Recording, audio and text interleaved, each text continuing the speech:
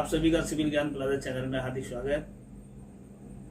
पिछले टॉपिक में हमने बिल्डिंग प्लानिंग कैसे की जाती है उस संदर्भ में चर्चा की थी। आज हमारे कुछ दोस्तों द्वारा यह आग्रह किया गया है कि इस संकट की घड़ी में, जबकि कोरोना काल पैंडेमिक टाइम चल रहा है, सभी की आर्थिक स्थिति बद से बदतर हो चुकी है, जिस कारण अभी बिल्डिंग बनाने में सभी उतने सक्षम नहीं हो पा रहे हैं।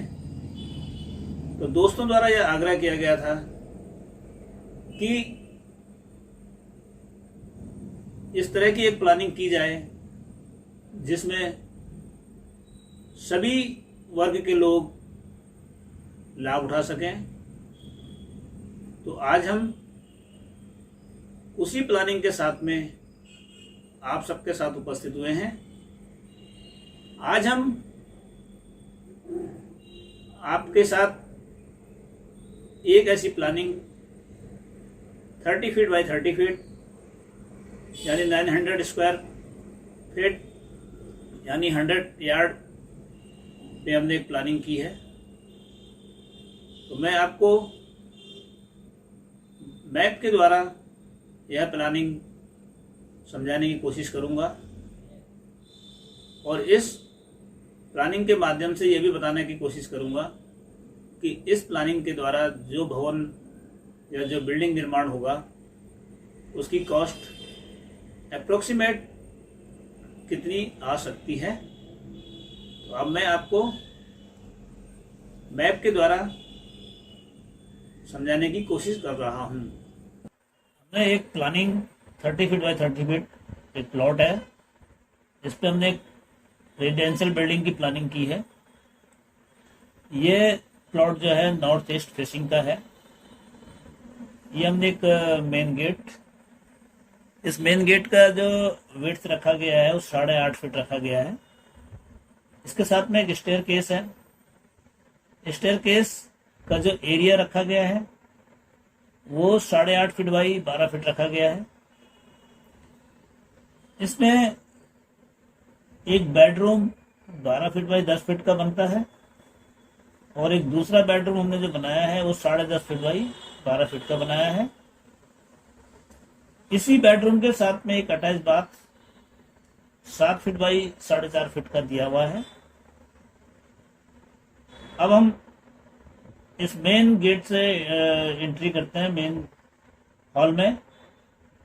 ये हमारा हॉल जो है 30 feet 10 inch by 10 feet 9 feet है, 9 इंच है। हॉल के साथ में एक पूजा घर हमने बनाया है जो कि 3 फीट 8 इंच बाई 5 फीट है और हॉल के साथ में ही एक किचन हमने दिया है। किचन 10 फीट बाई 7 फीट का रखा गया है।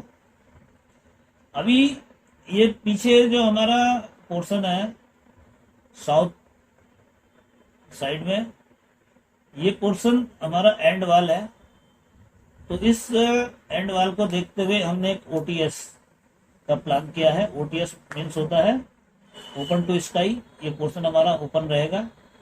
ये हम इसको एक बालकोनी के लिए भी यूज कर सकते हैं, जिसका जो एरिया रखा गया है वो 10 feet 5 inch by 4 feet 6 inch रखा गया है।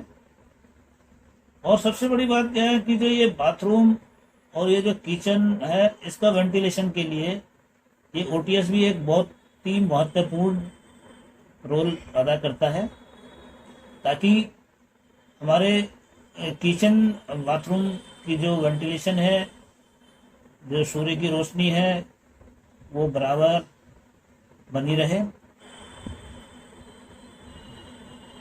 इस प्रकार ये हमने एक 30 फीट बाई 30 फीट प्लॉट पे एक रेजिडेंशियल बिल्डिंग बनाने की कोशिश की है।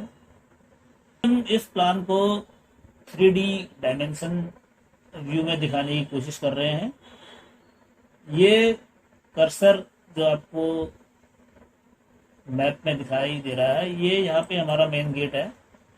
मेन गेट के ही साथ में हमने सीढ़ी का जो है स्टेयर केस का प्रोविजन रखा गया है। फिर यहाँ से हमारा जो है मेन हॉल में एंट्री होता है। देन मेन हॉल से एक बेडरूम में एंट्री दिया हुआ है। फिर ये दूसरे बेडरूम में एंट्री दिया हुआ है। साथ में यहाँ पे एक पूजा घर है और ये हॉल के साथ में ही हमने एक किचन दिया हुआ है। और ये पीछे ओटीएस के साथ में ये एक बाथरूम।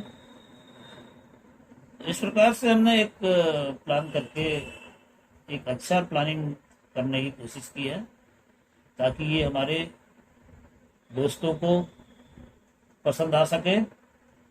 इस संबंध में मैं ये कहना चाहूँगा कि यदि इस संबंध में उनका कोई भी सजेशन है तो ऑलवेज मोस्ट वेलकम, कि वे अपना सजेशन हमें कमेंट करके बताएं। आज हमने जो रेजिडेंशियल बिल्डिंग के लिए 30 फीट बाई 30 फीट पर प्लानिंग की है, यह कंप्लीट कंस्ट्रक्शन करने के पश्चात इसकी जो कॉस्ट आनी चाहिए वो अप्रोक्सीमेट 12 लाख टू 14 लाख के बीच रहनी चाहिए। आज हमने 30 फीट बाई 30 फीट यानी 100 स्क्वायर यार्ड प्लॉट पर एक रेजिडेंशियल बिल्डिंग की प्लानिंग की है। हमारे दोस्तों द्वारा हमसे यह आग्रह किया गया था कि समाज में प्रत्येक वर्ग के लिए, मतलब उनकी फाइनेंशियल कंडीशन को देखते हुए हमें उन तक बिल्डिंग की प्लानिंग पहुंचानी है, ताकि वे अपना सपनों का घर अपनी फाइनेंशियल कंडीशन को देखते हुए बना सकें। तो इसी संदर्भ में आज हमने 100 स्क्वायर यार्ड से बिल्डिंग की प्लानिंग शुरू की है और हम इसको अभी रिड्यूस करते करते सबसे छोटा जो घर, जो रेजिडेंशियल बिल्डिंग बनती है वो 50 यार्ड तक हम प्लान करके अपने दोस्तों के माध्यम से उन लोगों तक पहुंचाने की कोशिश करेंगे।